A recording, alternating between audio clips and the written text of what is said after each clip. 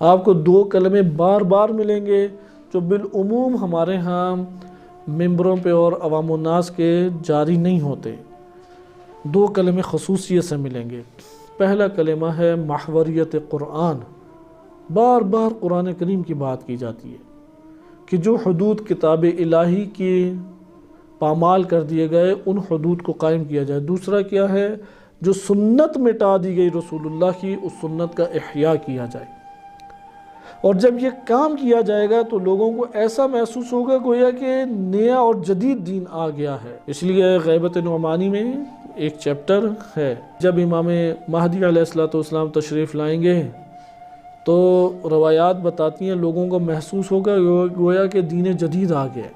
اس لیے اس چیپٹر کا نام ہے کہ جاء الاسلام غریبا۔ جب اسلام آیا تھا تو لوگوں کے لیے وہ اجنبی تھا، لوگ پہچانتے ہی نہیں تھے۔